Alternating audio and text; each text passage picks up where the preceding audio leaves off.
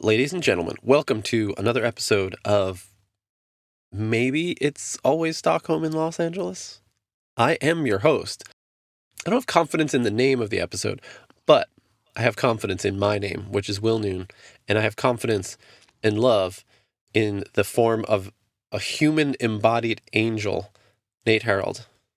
Hello, Will. Hey. Anyway, so we've been talking a lot about this podcast, and we love spending time together, and we love nerding out this way. But we were thinking about changing it up, so we're trying different things. Maybe not just a straight recap, because sometimes week after week it gets a little monotonous, maybe, to sort of do the same thing. And I don't know if we're stressing ourselves with something that we love and then turning it into work a little bit. Anyway, so we're going to try something that I had sort of worked on a few years ago, in which we played Mad Libs with our friends. So that's what this episode is going to be. I apologize in advance because we're workshopping it. This is like a demo. Curveball. Damn, Will just threw me a crazy curveball. Did you not know that's what we were doing today? No. Really? What did you think My first question for my guest, Nate Harold, is what did you think we were doing today? Frank's Pretty Woman? Oh, fuck. Really? Is that why we were talking about Roxy? I can't tell if you're being serious right now. You had this planned all along, and I just didn't know. So with Nate completely blindsided, understandably, by this audible that I called and didn't mention, we're going to switch it up with an episode of what I like to call Bad Libs. Bad Libs? Bad Libs. Because you heard it here first. I can't guarantee that it's going to be any good. Okay. And if it is good, then it'll be like, 80s, like, oh, that's bad. He's one. Like Michael Jackson. Well, the king of pop. Yeah. I figured why not reference that, but yes, exactly. Okay. You'll bleep that. It's fine.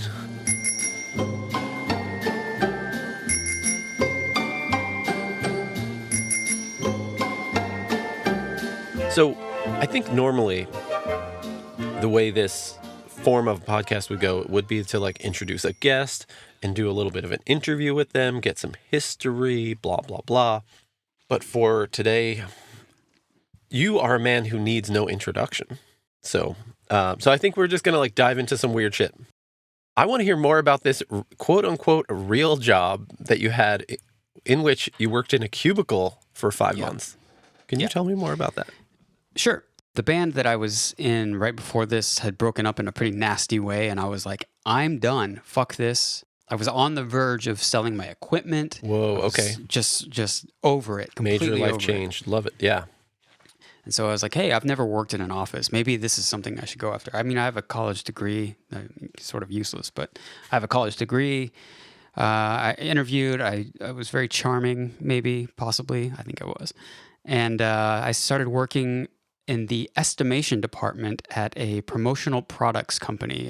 So say you wanted to put Will Noon on a paperweight hand grenade. I mean, let's talk after we wrap because I do want to do that. I could probably still got it. I could probably still help you. Okay. So what you are is essentially just a middleman. The customer calls you, asks for a quote on something, and then you call, you have all the resources from all these different companies that make the products and print on them, or just make the product or just do the printing. Like It can get really like granular. And you call them, you get a price at the number of units they want, and then you get back to them and tell them, and the company took a big old chunk. Right. Okay, cool. So you were just, the estimation part was like estimating the cost, like giving them quotes, basically? Right, because they're not ordering, they're just asking. Right. Was it fun at all, or was it mind-numbing? It was mind-numbing. I had my department had some really great people in it. Like, I enjoyed the people that I worked with for the most part. Within that tiny little cubicle, there's, I think, 4 of us or 5 of us. It was nightmarish in the work culture aspect. Did you have a work crush? No. No? Not at all? It wasn't like that. No. Pretty much everyone was older than me. Did you have a work bro? Like a best friend? Yeah, Aaron. Yeah. What is he up to? I haven't talked to him since the day you left. 14 years. Okay, cool. Yeah, I really went on a limb, and I got and offered a tour of the band that I had filled in for before. And I was like, yep, I'll do it. I'm quitting. Bye. For like, a 6-week tour. Right. Really stuck my neck out. What happens in a month and a half? We'll find out. Not for me. Some people just aren't cut out for it. For some reason, I think I could get it. I could be cut out for it. I could cut myself out for it. I thought that too. Small talk, helping people out. There are lots of microcosms, but like the jokes that you make to people when you're hiking and you pass them, like that little stuff, I feel like that, I enjoy that, and I think I'm pretty good at it. I think that, like, not fakeness, like genuine fakeness, if that makes any sense. I think I can bring that to the corporate office culture. Not like high-power CEO, but just the crappy little cubicle style. I think I could do it. Yeah, I mean, I think if the work had been more interesting or something I had any sort of interest in or excitement about, it was just really boring. And then you run into problems like the person that you talk to at the printer is on vacation and no one else can give you the info. It's all like locked away in his desk, and the customer's yelling at you on the phone. And your boss is like, you were supposed to turn this in a week ago, and it's like, well, I can't do anything about it. And you're like, this doesn't matter. None of this matters. I don't care. Well, yeah, I mean, of course I was thinking that. All right, well, that's not as exciting as I'd hoped, or sad. You thought that this was going to be an exciting thing to talk about.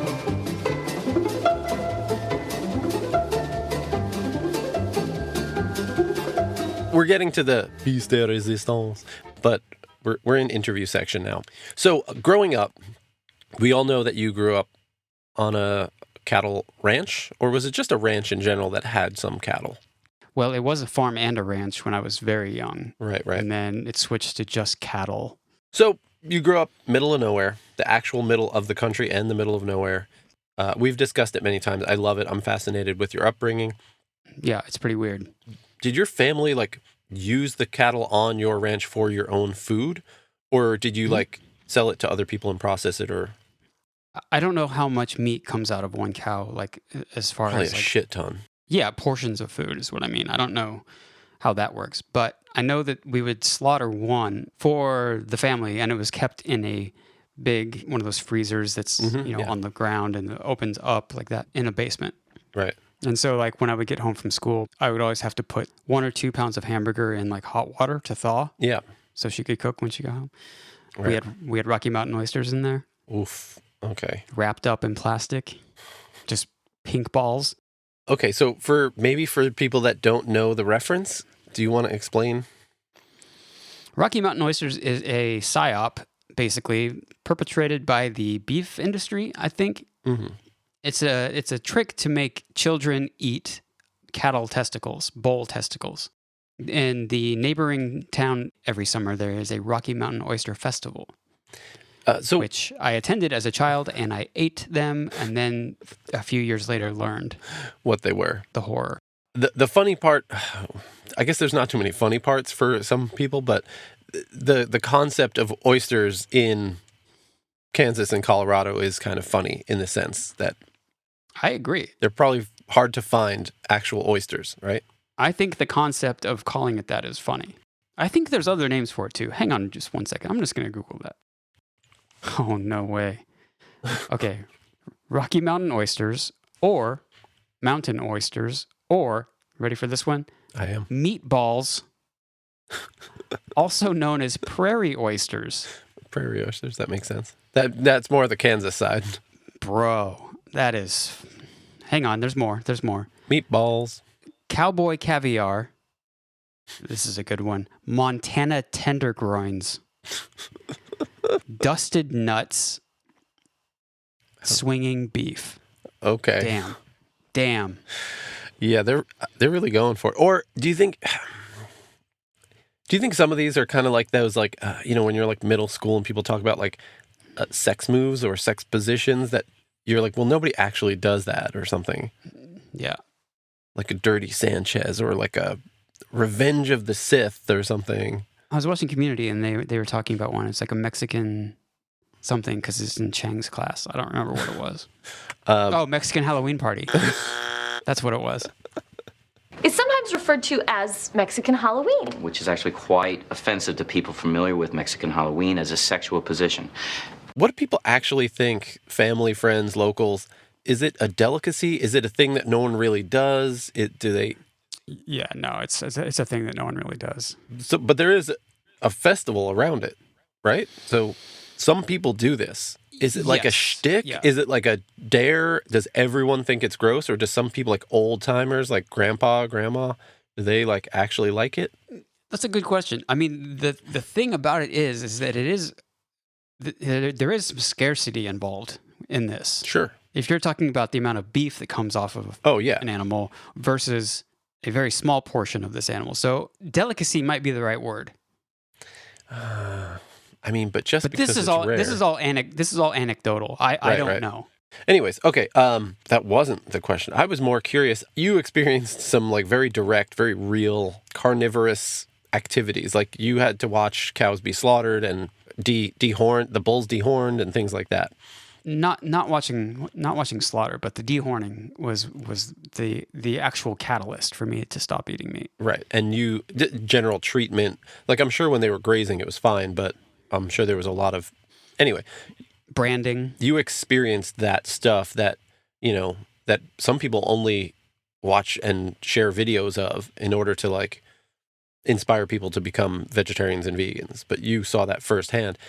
And it's obviously a part of your parents. Like if everyone became vegan, if cattle became outlawed, a lot of people you knew in your hometown like probably wouldn't have income or something, whatever, or lose some of their income. Sure. So were your parents or family members or people you knew, were they like disappointed?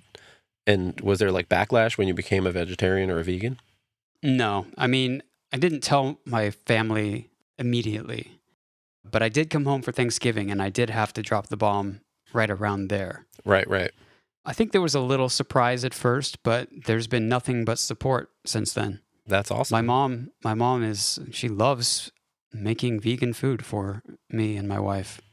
Ed and Cindy are great, so I expected nothing less. But, everyone's got an uncle. Everybody's got one. So I thought maybe as you went out, maybe you'd find a little more resistance further out. If there is anything, I just haven't heard it. It hasn't been Right. directly to me or gotten back to me. I'm sure there's opinions. I mean, I'm sure we've both been called for less. Oh, yes, my man.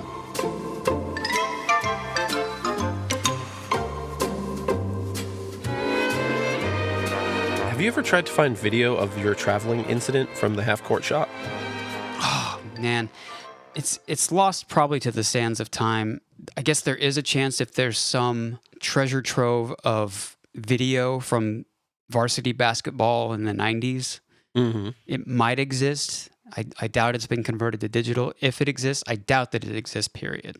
Is there any chance that like the school would have like documentation of like That they have someone at every game with a VHS camcorder in the 90s? Yeah, that's what I'm referring to. Yeah. I would think that there's a chance, but I think it's also pretty low. Like the team has never been good. Right. But yeah, in case you don't know what Will's talking about, I got subbed into a varsity game with like 20 seconds left, and I made a 3-pointer from half court at the buzzer, and the ref called me for traveling, which I did not do. I did not travel. There they are. The Weskin Wild Ones. Coyotes. Down by 2. The Coyotes? No, we were down by like 100. Oh. It wasn't even a close game. Oh, so it wasn't a game-winning shot. It was just cool. No, but regardless, I made a half-court shot. The varsity. Okay, so they're down by 100 points. But their pride is on the line. Nate Harold, the little scrawny guy, the underdog, gets subbed in with 10 seconds left. The clock is counting down. He gets past the ball by accident, I assume. Or, I guess it's pity because they're 100 points down. That's why he was put in the game. Who cares? This is when you get, right? That's when you get the guys off the bench, that it doesn't matter. It's called garbage time. Garbage time. I don't play sports. I'm making all this up. So Nate is, furiously dribbling away. He gets to half court. He hears the buzzer about to ring and puts it up. I'm assuming at that point, everything goes to slow motion. There's some sort of music in the background, or maybe there's just a really reverberant echo of the last dribble. The crowd, mouths agape, eyes wide. They start to stand as the ball, floats up into the air.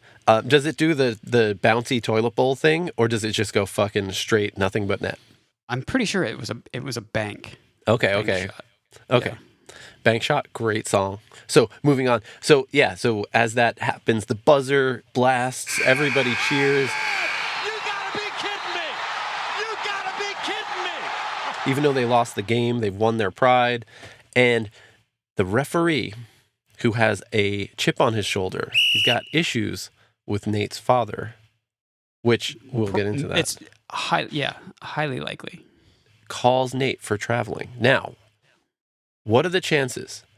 Did Nate Harold, a plucky, inexperienced high school basketball player, travel, or did the high school ref have petty beef with this young child's father? And also, who cares? It had no effect on the game. Oh, I didn't even think about it. In my brain, when you told the story, I didn't know you were down by 100, so I assumed it was the game-winning shot. So I thought it was a big deal. No, it was not. No, it was not. Nothing close to that. Oh, okay. I mean, I don't know how many basketball games you've seen, but when the scrubs get put in at the end, if anyone does anything of note, the crowd just goes nuts. Right. Because it's like, good for them. Yeah, the underdogs. Hell yeah, love it. Yeah, I love it. So I was probably averaging like 40 seconds of playing time per varsity game, just like out of pity. Right. I started in junior varsity, like my freshman year, I think. And that was the last. But it's really interesting that you didn't get that much time, because I mean, I've seen you play basketball and I think you're decent, unless you've gotten much better over the years. But I would assume that slim pickings in Kansas, in Weskin, Kansas, like, no? Yeah. You'd be surprised. I mean, I wasn't tall enough. Right. There was a lot of like natural athletes. Interesting. Corn fed, you know what I'm saying? Yeah, exactly. Farm boys, corn fed. Yeah, I did make a 3 in another game that was not ruled traveling. So there's some precedent. Like this happened more than once. Yeah. Okay, I was also going to ask, did your high school have a problem filling the basketball team? Because it's a small school, but I know basketball teams aren't great, like aren't huge like football teams, let's say. No, the issue was football. Right. Okay, so everyone on your high school basketball team was from your high school? Yeah. Okay. Yeah, we didn't combine schools until I think maybe I was a senior, and in order to have a football team, they had to combine with a neighboring school. Right. That was when my high school principal called me. Nice.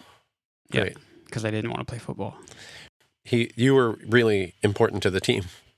It's all so silly. No, I mean, it's absurd and unacceptable for him to have said anything, nonetheless, that kind of slur. There was like 6 guys in the high school who didn't want to play, and I was one of them. Right.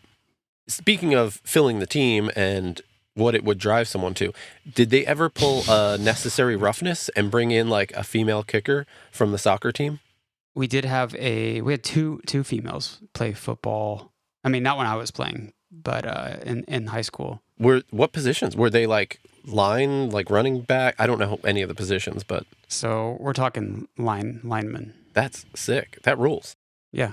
Yeah, it was Unless very they cool. were like pressured into it, but the fact... No, not at all. It kind of sucks that that's the situation in which they were given the opportunity, because otherwise they wouldn't have been given an opportunity.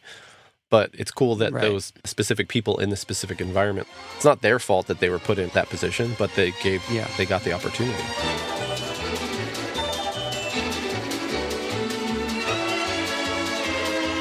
Do you happen to know the song John Brown's Body? Who does that song? Union military forces, probably like 16-year-old boys going to die in war.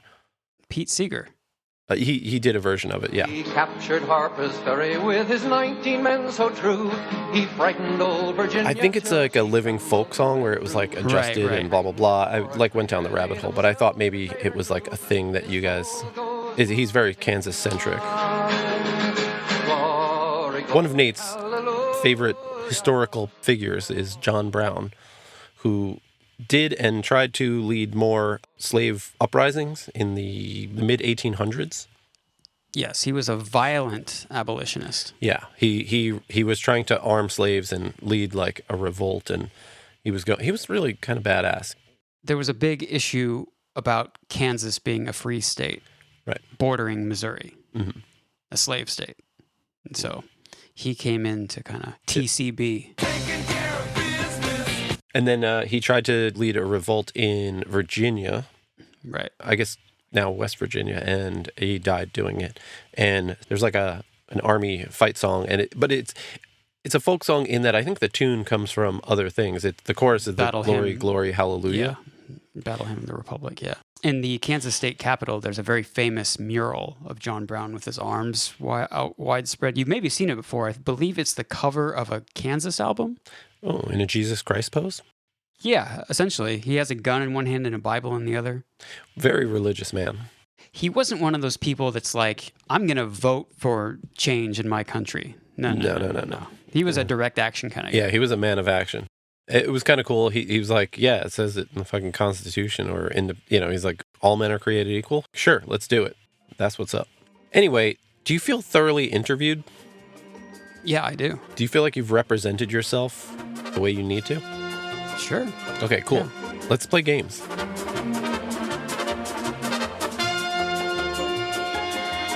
All right, we're going to play what I like to call Bad Libs. Do you know the premise, Nate? Is it anything like Mad Libs? It is. It's exactly like Mad Libs, but worse. Then yes, I do. Okay. You've played this when you were a child? Yep, long car ride. Love it. Classic. This is Americana right here. Okay, we're going to try and do this quickly. I need you to give me a thing. A nickel. A verb ending in ing. Sneezing. Let's have a food. Mashed potatoes. An adjective, por favor. Strong. Animal. Llama. Ooh. I need a place.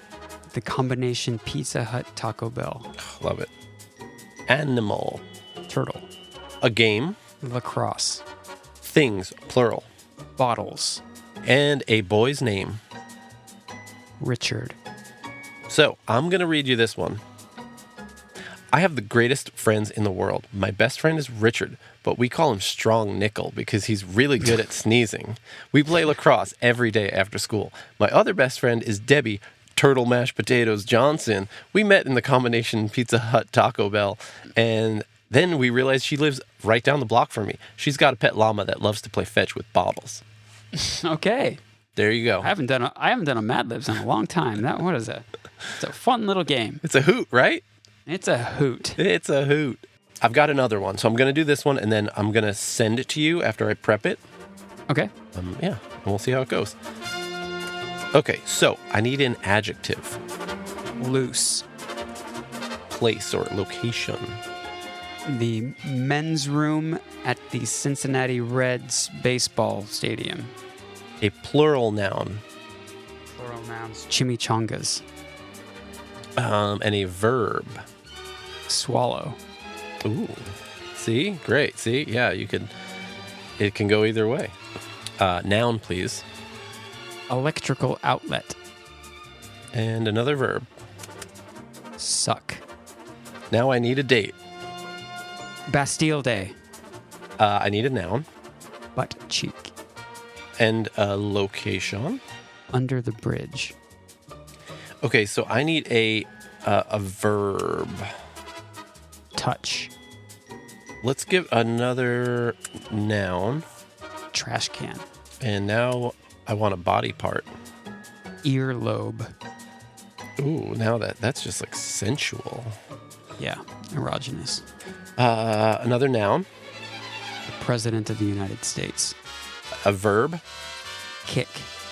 Okay. And then an adjective, please. Slippery. And finally, a noun. The former President of the United States. Okay, we have a lib.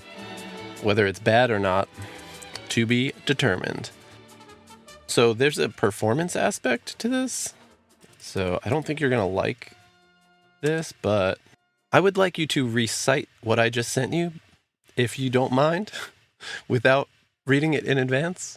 To the tune of Lake of Fire, Meat Puppets. Did I ever tell you that I did a tour opening for the Meat Puppets? You did, and that is the material in which the ammunition I used to create this environment. Where do loose folks go when they die? They don't go to men's room at the Cincinnati baseball stadium with a chimichanga swallow.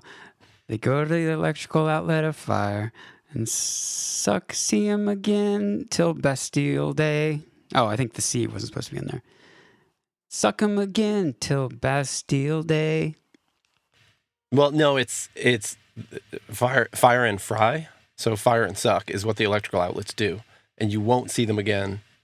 I knew a butt cheek who came from under the bridge, touched by a trash can with a rabbit earlobe. She went to her president just a little too soon. Kick away howling on the slippery former president of the United States of America. Yeah, it really is that ending. At the end is the key. Yeah. Well, it goes out on a high note, so that's good.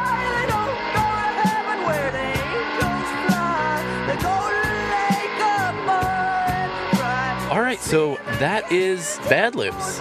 I think we lived up to our name. Does what it says on the label. I'm Will Noon. I want to thank Nate Harold for being my experimentee on this journey. Hopefully next week we'll be back with an actual Always Sunny episode. If Nate enjoyed this, we could play some more Bad Libs in the future. Loved it. Great. Wonderful. Where bad folks go and they die, they don't go to heaven where the angels fly. Brought to you by the Nutty and Noon Network.